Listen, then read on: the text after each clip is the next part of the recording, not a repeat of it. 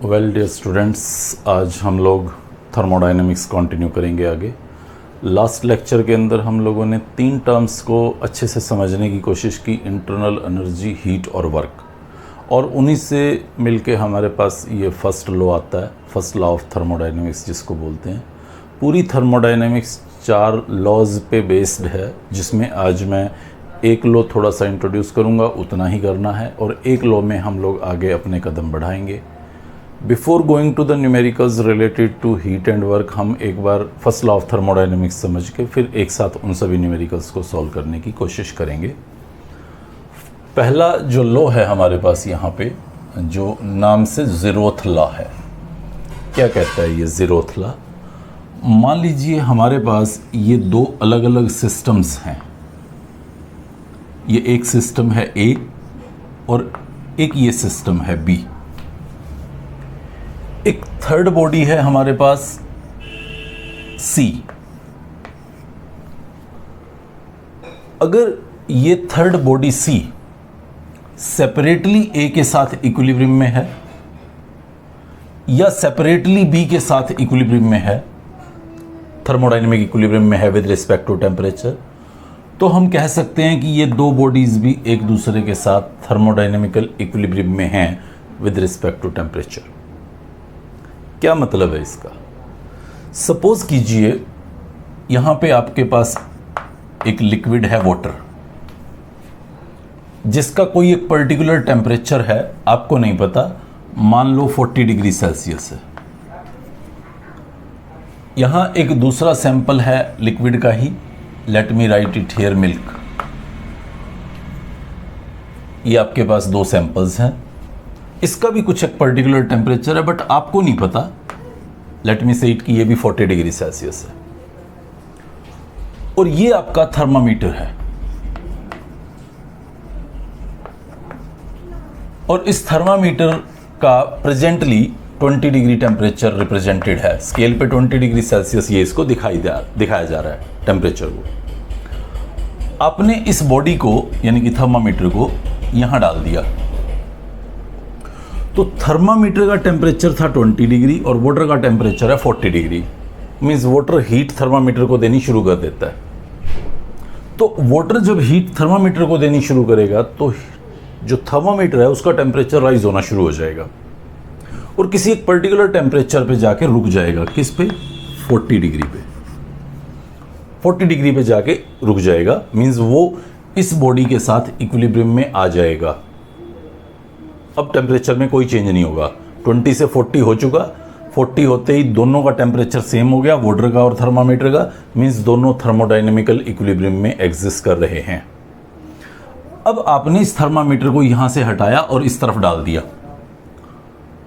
यहां 40 डिग्री पे जब वो इक्विलिब्रियम में मेंटेन्ड था, यहां जब आपने उस थर्मामीटर को रखा तो वो मिल्क के साथ भी उसी टेम्परेचर पे थर्मोडायनेमिकल इक्विलिब्रियम में मेंटेन था, मतलब उसके टेम्परेचर में कोई चेंज नहीं हो रहा था।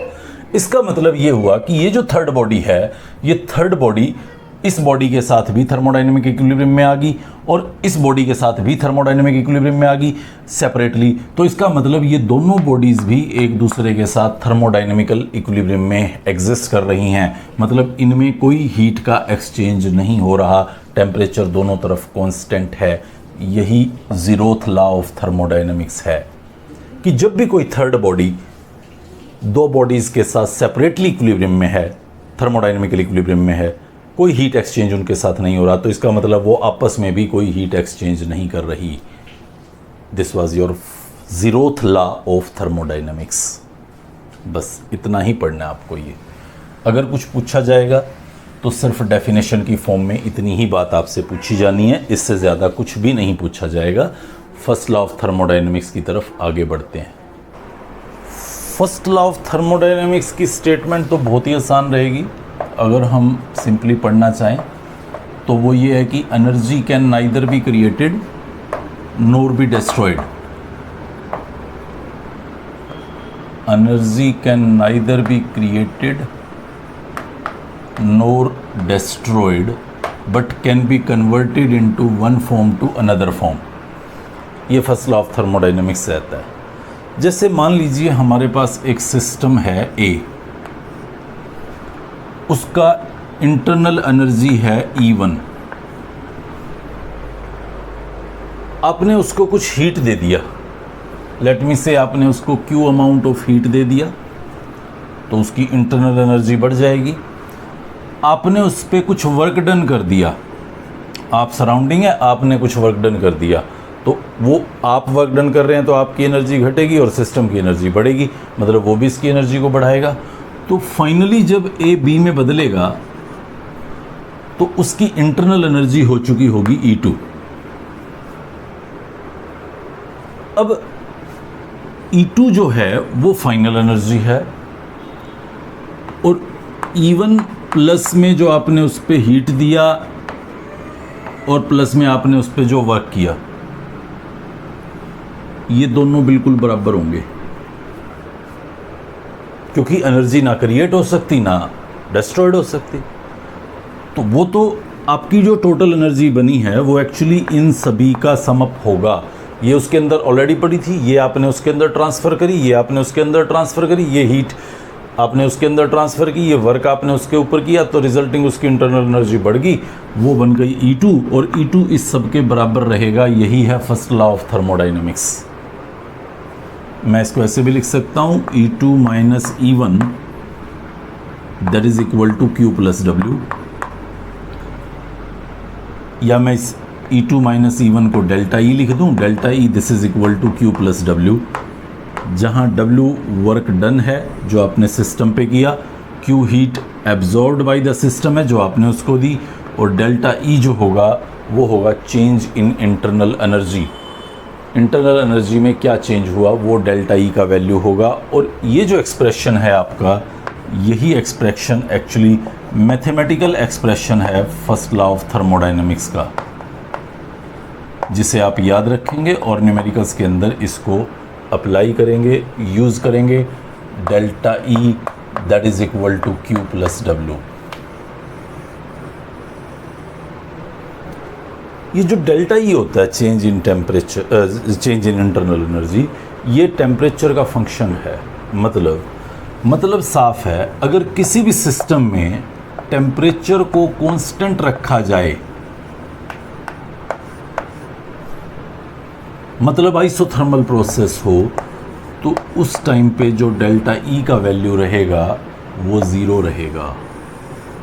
ये सबसे इम्पोर्टेंट पॉइंट है जो आपको बहुत अच्छे से याद रखना है कि ये जो डेल्टा E की वैल्यू है वो हमेशा ज़ीरो होगी, प्रोवाइडेड आप टेम्परेचर को कांस्टेंट रखें, उसमें किसी तरह का कोई बदलाव ना करें। ओके, अगली बात सुने, बहुत ध्यान से हर चीज़ को समझते जाएं ताकि हम क्वेश्चन सॉल्व करते हुए किसी तरह की डिफ़िकल्टी फेस ना करें। इस पे बात कर रहा हूँ, वर्क पे। मान लो कल वाला जो लास्ट लेक्चर था मींस वर्क पे, उसके ऊपर एक बार चल रहा हूँ मैं दोबारा आपको लेके। ये एक फ्लेक्सिबल बाउंड्री है, मतलब पिस्टन है, इधर रिजिड बाउंड्री है, कोई बात नहीं। यहाँ पे मैंने गैस फिल किया हुआ है, कोई भी गैस हो सकता है वो।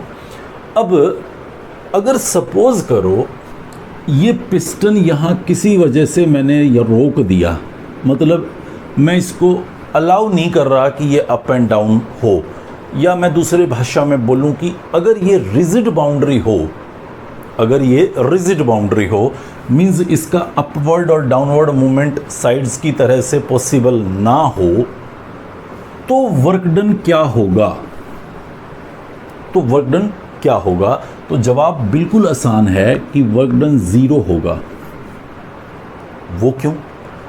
अगर आप चाहें कि सीधा फॉर्मूला दिखाओ सर, तो ये बहुत आसान है, minus P external into delta we, ये हमने वर्क डन पढ़ा था जो इरिवर्सिबल वर्क डन था। तो उसमें आप यहाँ देख सकते हैं कि चेंज इन वॉल्यूम जो है वो ज़ीरो होगा। जब मैं पिस्टन को हिलने ही नहीं दे रहा तो उस कंटेनर के वॉल्यूम में कोई चेंज आना ही नहीं है, चाहे मैं इसमें कितनी ही हीट इंट्रोड्यूस करता रहूं या कुछ भी XYZ काम करता रहूं, टेम्परेचर बढ़ाता घटाता रहूं, इसके ऊपर कोई वर्क डन नहीं होगा अगर वॉल्यूम में चेंज नहीं हुआ। Please remember, delta V is change in volume, not volume.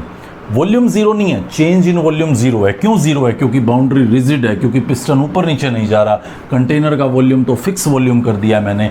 उस सिचुएशन पे डेल्टा वी का वैल्यू क्योंकि ज़ीरो होगा, तो आप इसमें हीट दें लें, टेम्परेचर बढ़ाएं घटाएं कुछ करें, जो वर्क डन रहेगा वो डेफिनेटली ज़ीरो रहेगा। ये पहला पॉइंट, कि अगर वॉल्यूम को कांस्टेंट रखा जा रहा है, अगर आप वॉल्यूम को कांस्टेंट रखते हैं, या आप जैसे इसको मैं नाम देता था भाई आइसोथर्मल सिचुएशन है, क्वेश्चन में कहीं दिख रही है, या यहाँ पे लिख दूँ आइसोकोरिक सिचुएशन है, मतलब वॉल्यूम कांस्टेंट है। इसका मतलब यही होता है, isochoric means volume is kept constant.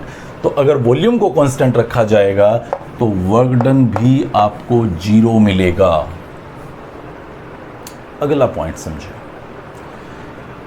अब अगला जो पॉइंट है ना, उसमें ये बाउंड्री रिजिड नहीं है, फ्लेक्सिबल है, मतलब पिस्टन ऊपर नीचे जा सकता है।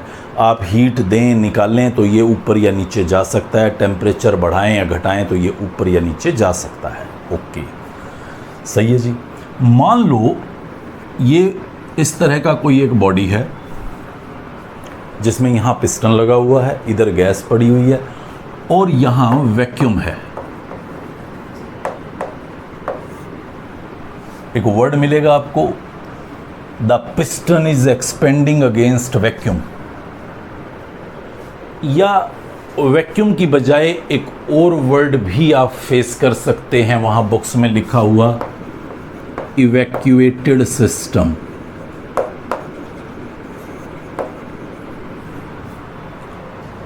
तो अब पिस्टन, मान लो आपने इस सिस्टम को गर्म करना शुरू किया और पिस्टन ने ऊपर जाना शुरू कर दिया। तो पिस्टन ने जब ऊपर जाना शुरू किया तो the gas is expanding against vacuum, means जो एक्सटर्नल प्रेशर है यहाँ पे, वो एक्सटर्नल प्रेशर क्या है? डेफिनेटली ज़ीरो है, क्योंकि वैक्यूम में तो कुछ है नहीं, कोई गैसियस पार्टिकल्स नहीं है। तो ये जो पिस्टन एक्सपैंड कर रहा है, उस पिस्टन के बाहर एक्सटर्नल प्रेशर क्या है? ज़ीरो। और जब एक्सटर्नल प्रेशर ज़ीरो होगा तो अगेन रिमेंबर, जो वर्क डन होगा वो ज़ीरो होगा, क्योंकि डेल्टा वी को जब आप ज़ीरो से मल्टीप्लाई करेंगे तो वो ज़ीरो हो जाएगा। मीन्स मैं एक और लाइन यहाँ पुट कर सकता हूँ, if external pressure is zero, या इसको मैं ऐसे भी लिख सकता हूँ, एक्सपेंशन और कॉन्ट्रैक्शन अगेंस्ट वैक्यूम, तो भी वर्क डन हमारे पास ज़ीरो आएगा। ये ज़ीरो कब होगा? जब टेम्परेचर कांस्टेंट होगा। ये ज़ीरो कब होगा? जब, सॉरी इसकी बात नहीं की है, ये ज़ीरो कब होगा? जब वॉल्यूम कांस्टेंट है या एक्सटर्नल प्रेशर ज़ीरो है। नेक्स्ट पॉइंट पे हम लोग आगे बढ़ते हैं और एक बार इस हीट की कहानी को भी समझते हैं कि ये हीट की कहानी हमें क्या सुनाएगी। सी वेरी केयरफुली, ये मेरे पास कोई एक सिस्टम है जिसकी आउटर बाउंड्री एडियाबैटिक है, ये उसकी आउटर बाउंड्री है और ये आउटर बाउंड्री इसकी एडियाबैटिक है। What is the meaning of adiabatic? मतलब no flow of heat inside और आउटसाइड। मतलब एडियाबैटिक बाउंड्री एक ऐसी बाउंड्री है जिसमें कोई मैटर और एनर्जी का एक्सचेंज नहीं होने वाला सराउंडिंग से। मीन्स जो हीट फ्लो है वो ना अंदर से बाहर जा सकता, ना बाहर से अंदर आ सकता। ये आपकी वो एडियाबैटिक बाउंड्री है जो फ्लो ऑफ हीट को रेजिस्ट करेगी, रोकेगी, अलाउ नहीं करेगी। और अगर सिस्टम की बाउंड्री, किसी भी सिस्टम की बाउंड्री आपको एडियाबैटिक नज़र आती है, if boundary of system is adiabatic, you can say the value of Q is always 0. तो फर्स्ट लॉ ऑफ थर्मोडाइनमिक्स में ये पॉइंट्स आप याद रखें कि कब डेल्टा E का वैल्यू 0 होगा, कब Q का वैल्यू 0 होगा और कब W का वैल्यू 0 होगा। बिकॉज सम टाइम क्वेश्चंस को सॉल्व करते हुए कहीं हमसे तीनों बातें पूछ ली, और किसी एक को हम सॉल्व कर पा रहे हैं, तो हमें स्टेट करना पड़ेगा कि कहीं सिस्टम में आइसोथर्मल, आइसोकोरिक या एडियाबैटिक सिचुएशन तो नहीं है, सो दैट एक वैल्यू ज़ीरो ही हो जाएगी। तो डेफिनेटली एक निकलने पे दूसरी वैल्यू ऑटोमेटिकली कैलकुलेट हो जाएगी। हम लोग न्यूमेरिकल्स के अंदर इस पॉइंट को अच्छे से समझने की कोशिश करेंगे इसी पर्टिकुलर टॉपिक के अंदर। मैं एक बार दोबारा से आपको लेके चलता हूँ फर्स्ट लॉ ऑफ थर्मोडाइनमिक्स की इस इक्वेशन के ऊपर, delta E this is equal to Q plus W सी। एक और बहुत इंपॉर्टेंट बात याद रखिएगा आप यहाँ पे, जो हम लोगों ने लास्ट क्लासेस के अंदर पढ़ी थी, डेल्टा ई वो कब पॉजिटिव लेना है और कब नेगेटिव लेना है। If energy is absorbed by the system positive and if released by the system negative. Q कब हमें पॉजिटिव लेना है, कब हमें नेगेटिव लेना है। If heat is absorbed by the system taken as positive, if heat is released by the system taken as negative. Work कब हमें पॉजिटिव लेना है, कब हमें नेगेटिव लेना है। Again if work is work of expansion, फैल रहा है, work done by the system है, negative. If work is work done by surrounding, if work is work of contraction, एक ही बातें हैं। तो जो डब्ल्यू हम लेंगे वो हम यहाँ पे पॉजिटिव कंसिडर करेंगे, पॉजिटिव। सी हेयर, इसका एक छोटा सा मॉडिफिकेशन कर रहा हूँ मैं यहाँ पे, उसके बाद हम लोग सीधा न्यूमेरिकल्स पे स्विच करेंगे। मैं इस इक्वेशन को कुछ ऐसे लिखना चाहता हूँ, Q that is equal to delta E minus W. क्या मैं ऐसा लिख सकता हूँ? डेफिनेटली मैं ऐसा लिख सकता हूँ। इस इक्वेशन से ये बना सकता हूँ, if work is work done by system, if it is work of expansion, तो मैं इसको कुछ ऐसा लिख दूं तो मुझे लगता है ज़्यादा ऑब्जेक्शनेबल नहीं होगा, क्योंकि वर्क डन जो होगा वर्क ऑफ एक्सपेंशन वो नेगेटिव होता है। तो W की बजाय माइनस पी डेल्टा वी लिख दिया, तो ये आपका इक्वेशन बन जाता है delta E plus P delta we. ये आपका बन गया Q, और Q क्या था? Heat absorbed by the system. अगर मैं इस हीट के नीचे यहां कोई एक वेरिएबल लिख दूं, लाइक T लिख दूं, तो इसका मतलब है heat absorbed at constant temperature. अब वो तो हो नहीं सकता, टेम्परेचर कांस्टेंट होगा तो हीट चेंज नहीं होने वाला। तो मैं यहां पे क्या लिख देता हूं? P, मतलब heat absorbed at constant pressure. हाँ, वो हो सकता है। या मैं इस वैल्यू के नीचे V लिख दूं, तो इसका मतलब होगा heat absorbed at constant volume. जब मैं खाली Q लिख रहा हूं तब हीट एब्जॉर्ब्ड है। जब मैं यहाँ नीचे कोई एक वेरिएबल लिख देता हूं तो दो वेरिएबल मैं यहाँ लिख सकता था, ऑब्वियसली T तो नहीं लिख सकता था, तो एक मैंने V लिख दिया या एक मैंने P लिख दिया। तो ये हो जाएगा heat absorbed at constant pressure, और ये होगा heat absorbed at constant volume. Okay, चलिए मैं आपको heat absorbed at constant volume पे मिलवाता हूँ कि वो क्या होगी। वॉल्यूम कांस्टेंट है, जब वॉल्यूम कांस्टेंट है तो वॉल्यूम में चेंज क्या होगा? ज़ीरो। आप समझें, वॉल्यूम 5 लीटर है, वॉल्यूम 5 लीटर ही बना रहेगा, तभी तो वॉल्यूम कांस्टेंट हुआ। मतलब इनिशियल वॉल्यूम भी 5 लीटर, फाइनल वॉल्यूम भी 5 लीटर, तो चेंज इन वॉल्यूम क्या होगा? ज़ीरो। और जब चेंज इन वॉल्यूम ज़ीरो होगा तो प्लीज़ रिमेंबर ये पूरी टर्म ज़ीरो होगी, और ये जब पूरी टर्म ज़ीरो होगी तो मैं कह सकता हूँ कि जो QV होगा वो डेल्टा E के बराबर होगा। मैं ऐसा भी बोल सकता हूं कि जो चेंज इन इंटरनल एनर्जी है एट कांस्टेंट वॉल्यूम वो हीट एब्जॉर्ब्ड ही होती है। या मैं यूं कहूं कि कांस्टेंट वॉल्यूम पे जो हीट एब्जॉर्ब्ड हो रही है सिस्टम में, वो एक्चुअली उसका चेंज इन इंटरनल एनर्जी होता है। ओके, अब हम देखना चाहते हैं कि ये heat absorbed at constant pressure है, ये क्या चीज़ है। तो heat absorbed at constant pressure में आप इस P को कांस्टेंट कर रहे हैं, वहां वॉल्यूम को कांस्टेंट किया था तो डेल्टा V ज़ीरो हुआ था, यहां P को कांस्टेंट किया है तो P ज़ीरो नहीं होगा, P ज़ीरो नहीं होगा। P एक पर्टिकुलर नंबर है, जो भी है वो वही रहेगा, वो ज़ीरो नहीं हो जाएगा। ये V अगर कांस्टेंट रखा था तो V कांस्टेंट है, चेंज इन वॉल्यूम ज़ीरो है। अगर मैं यहाँ पे डेल्टा P कहता तो प्रेशर कांस्टेंट रखने पे डेल्टा P ज़ीरो होता, चेंज इन प्रेशर ज़ीरो होता। अब जो भी प्रेशर है वो प्रेशर तो है ही सही, तो ये वैल्यू ज़ीरो नहीं होने वाली। मतलब heat absorbed at constant pressure अगर मैं देखूँ तो वो तो यही इक्वेशन रहेगा, delta E plus P delta V। उसमें किसी तरह का कोई ज़ीरो टर्म इंट्रोड्यूस नहीं होने वाला।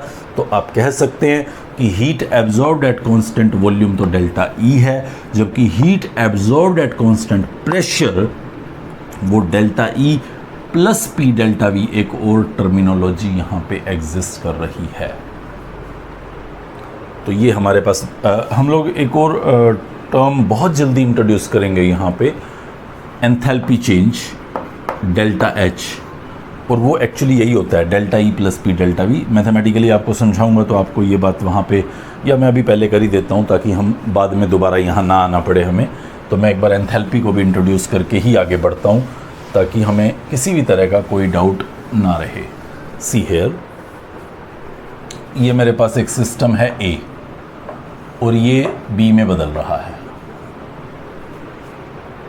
एक टर्म आती है हमारे पास एंथैल्पी या एंथैल्पी कंटेंट। किसी भी सिस्टम के अंदर जो हीट कंटेंट है उसको कहते हैं और H से रिप्रेजेंट किया जाता है। मैथमेटिकली अगर हम देखें तो ये H E प्लस PV के बराबर होता है। किसी भी सिस्टम में जो H होता है हीट कंटेंट, वो इंटरनल एनर्जी प्लस प्रेशर और वॉल्यूम का प्रोडक्ट, प्रेशर वॉल्यूम का प्रोडक्ट और इंटरनल एनर्जी, इन दोनों का जो टोटल सम है वो एंथैल्पी कंटेंट होता है। मान लो इस A की एंथैल्पी कंटेंट है H1, मतलब उसका इंटरनल एनर्जी है E1, प्रेशर है P, वॉल्यूम है V1। क्योंकि प्रेशर एक्सटर्नल कांस्टेंट रहता है तो इसको P1 P2 नहीं लिख रहा मैं, आप बदल जरूर सकते हैं लेकिन हमारे सामने सिचुएशन नहीं आती। अब A B में बदल गया, मतलब उसका हीट कंटेंट भी बदल गया, वो H2 में आ गया। अब H2 में हो गया तो इसका इंटरनल एनर्जी कुछ बदला होगा, late me write it E2। उसका प्रेशर, वो तो एक्सटर्नल प्रेशर तो वही है P, उसका वॉल्यूम में भी कुछ चेंज आया होगा, late me write it V2। तो अब मैं चेंज इन हीट कंटेंट देखूं या चेंज इन एंथैल्पी देखूं इस सिस्टम की, तो वो हो जाएगा final enthalpy minus initial enthalpy, यानी कि H2 माइनस H1, जिसको मैं लिख सकता हूं डेल्टा H। और ये डेल्टा H क्या होगा, बहुत ध्यान से देखिएगा, E2 plus PV2 minus E1 plus PV1, या इस डेल्टा H को मैं ऐसे भी लिख सकता हूं E2 minus E1 plus PV2 minus PV1।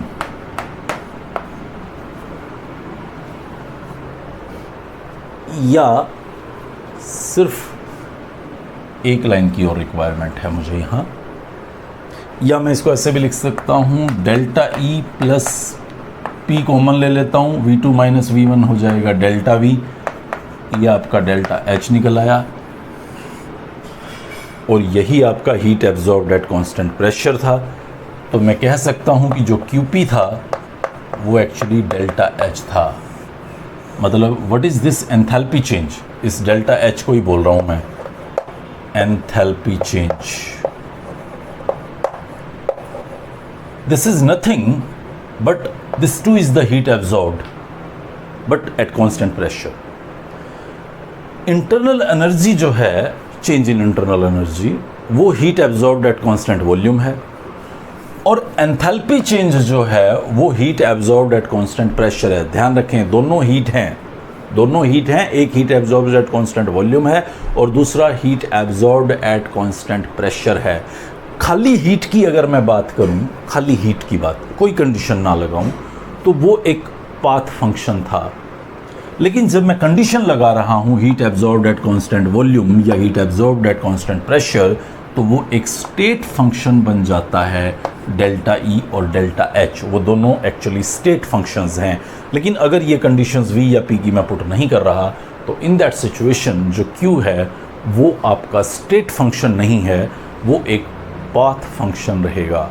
तो आई थिंक ये आप लोग सब पार्ट्स इजीली अंडरस्टैंड कर पा रहे होंगे। हम लोग न्यूमेरिकल्स के पोर्शन पे आगे बढ़ रहे हैं और वर्क डन और फिर फर्स्ट लॉ और फिर इसी कॉन्सेप्ट तक पहुंचते पहुंचते हम उन न्यूमेरिकल्स पे काम करने की कोशिश करेंगे। फर्स्ट न्यूमेरिकल को देखें आप एक बार। Calculate change in internal energy if system absorbs heat does work. तो delta E internal energy change ये आपको कैलकुलेट करना है। हीट और वर्क की कुछ बातें कर रहे हैं तो सीधा फर्स्ट लॉ ऑफ थर्मोडायनामिक्स की इक्वेशन पे चला जाता हूं। कहते हैं सिस्टम एब्जॉर्ब्स हीट, मतलब heat is taken as positive. System अगर हीट को एब्जॉर्ब कर रहा है तो डेफिनेटली वो पॉजिटिव लेंगे। And does 25 kilo joule work, और अगर वो वर्क डन कर रहा है, कौन कर रहा है? सिस्टम वर्क कर रहा है, तो वर्क डन को आप नेगेटिव लेंगे। सोल्व करें, -10 यूनिट किलो जूल में ही आ जाएगा एज इट इज। वो आपका चेंज इन इंटरनल एनर्जी होगा, डेल्टा ई। पहला क्वेश्चन।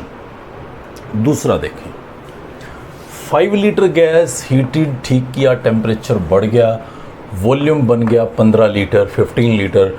एक्सटर्नल प्रेशर गिवन है, वर्क डन निकालना है। पहले वर्क डन को ध्यान से देखें कि कौन सा वर्क डन निकालना है मुझे, रिवर्सिबल या इरिवर्सिबल। तो रिवर्सिबल वर्क डन की तो कहीं बात नहीं कर रखी है, तो मैं डेफिनेटली इसका वर्क डन जो निकालूंगा वो इरिवर्सिबल वर्क डन ही निकालूंगा और अपने फॉर्मूले पे चला जाऊंगा, -P external into delta V. P external कितना है? 1 एटमॉस्फेयर लिख देता हूँ as it is. Delta V क्या है? Final volume minus initial volume, final 15 initial 5। Solve करता हूँ, -10 यूनिट क्या बनेगा? प्रेशर की यूनिट दे रखी थी एटमॉस्फेयर और वॉल्यूम की यूनिट दे रखी थी लीटर, तो -10 लीटर एटमॉस्फेयर, ये मेरे पास वर्क डन आ जाएगा। अगर मैं चाहता हूँ इसको जूल में कन्वर्ट करना तो वो भी मेरे लिए पॉसिबल है। -10 को मल्टीप्लाई कर दूंगा 101.325 से, 1 लीटर एटमॉस्फेयर इतने जूल के बराबर होता है। तो सोल्व करने पे 1013 किलो जूल, 1013 जूल, या मैं इसको 1.013 किलो जूल भी लिख सकता हूँ। ये मेरा वर्क डन होगा इस पर्टिकुलर क्वेश्चन के अंदर। नेक्स्ट देखते हैं। हाँ, एक बात और ध्यान रखिएगा, यहाँ पे वो अगर if external pressure is 1 atmosphere ना लिखता, कुछ ऐसा बोल देता सिस्टम इज़ इवैक्यूएटेड और एक्सपेंडिंग अगेंस्ट वैक्यूम, तो फिर वर्क डन 0 हो जाना था क्योंकि पी एक्सटर्नल 0 होता। तो ये बात ऑलरेडी पहले समझा दिया मैंने, तो दोबारा बताने की मैं ज़रूरत नहीं फील कर रहा। लास्ट क्वेश्चन देखें जो बोर्ड पे आपको दिख रहा है, थर्ड वन, जिसमें सारी चीज़ें पूछी हैं उसने। तो 1 बाय 1 हम कोशिश करेंगे कैसे कैलकुलेट करें। वर्क निकालना है, हीट निकालना है, डेल्टा ई निकालना है। 16 ग्राम ऑक्सीजन है, एक्सपेंड कर रही है आइसोथर्मली, मतलब टेम्परेचर कांस्टेंट रखा गया है। रिवर्सिबली मतलब स्मॉल चेंज है, रिवर्सिबल मींस इंटरनल और एक्सटर्नल प्रेशर में वेरी स्मॉल डिफरेंस है। तो आइसोथर्मल रिवर्सिबल वर्क डन निकालना है मुझे, W। डेल्टा ई मैं नहीं निकालता क्योंकि मुझे आइसोथर्मल दिखा तो मैं समझ गया कि डेल्टा ई तो 0 है, एक काम से तो मैं फ्री हुआ। अब वर्क डन निकालना चाह रहा हूँ, -2.303 nRT log V2 by V1 ही मैं जाऊँगा, वही पसंद करूँगा क्योंकि आइसोथर्मल रिवर्सिबल वर्क डन का यही फॉर्मूला था। तो चलिए, बहुत आसान फार्मूले की तरफ आगे बढ़ रहा था मैं। Number of moles 16 gram oxygen है, 0.5 हो जाएगा। 16 ग्राम नंबर ऑफ मोल्स 16/32 हो जाएगा। R का वैल्यू कौन सा लूँ? 8.314 ले लेता हूँ। आप नहीं चाहते उसको 0.0821 भी ले सकते हो, कोई दिक्कत नहीं है। अभी समझाऊंगा कि उसको लेने से क्या फ़र्क पड़ेगा। T temperature in kelvin 20 degree है, 293, ये लीजिए टेम्परेचर भी लिख दिया हमने। लोग, ये लीजिए लोग V2 final volume 40 metre cube है और इनिशियल वॉल्यूम 20 मीटर क्यूब है। मीटर क्यूब से मीटर क्यूब कैंसिल हो जाएगा, 40/22 हो जाएगा। तो यहाँ पे फिर आगे लिख के ला रहा हूँ मैं इसको, -2.303.5 R T and log of 2 40/22 हो गया। log 2 की वैल्यू आप चेक कर लीजिए बुक से जाके 0.3010 रहेगी। तो वो लोग टेबल में देखना सिखा भी चुका हूँ आप लोगों को, नहीं सीखा तो आप फिर दोबारा से समझ लीजिएगा किसी भी दिन आपका जब मन करे, ये आप सोल्व कर लेंगे और वर्क डन को रिपोर्ट कर देंगे। तो आप ध्यान देंगे क्योंकि आपने ये वाली वैल्यू आपकी जूल पर केल्विन वाली ली हुई है, जूल पर केल्विन पर मोल होती है ये आर की यूनिट, तो आपका आंसर जूल में आ जाएगा ये। अगर आप इस आर को रिप्लेस करके किसी भी और यूनिट पे लेते हैं, लाइक 0.0821 लेते हैं, तो फिर ये जो आपका यूनिट आएगा वो लीटर एटमॉस्फेयर में आ जाएगा। लीटर एटमॉस्फेयर ये आर का एक पर्टिकुलर वैल्यू हो जाएगा। सो ये आपका वर्क डन कैलकुलेट हो गया, डेल्टा ई पता चल गया। मुझे फर्स्ट लॉ ऑफ थर्मोडाइनमिक्स का रिलेशन याद था कि जो डेल्टा ई होता है वो Q + W होता है। ये वाली वैल्यू आपने 0 पता कर ली, तो जब ये वैल्यू 0 है तो यू कैन सी हेयर कि जो Q होगा वो -W होगा और Q - W होगा। ये वाली वैल्यू आपको पता है ये नेगेटिव है, तो यही वैल्यू का जो पॉजिटिव साइन होगा, इसी वैल्यू को आप जब सॉल्व करेंगे, क्योंकि Q - W है तो W - Q हो जाएगा। आपको W निकाल चुके हैं, आप Q निकालना है, तो इसी माइनस के आगे ये माइनस मल्टीप्लाइड होके सारी value as it is positive, ये आपका Q वैल्यू होगा। तो इस तरह से आप तीनों चीज़ें यहाँ पे इजीली कैलकुलेट कर पाएंगे। नेक्स्ट लेक्चर में फिर कुछ और आगे के कॉन्सेप्ट्स के साथ और न्यूमेरिकल्स ऑफ दिस सेशन के साथ मिलेंगे। Good bye.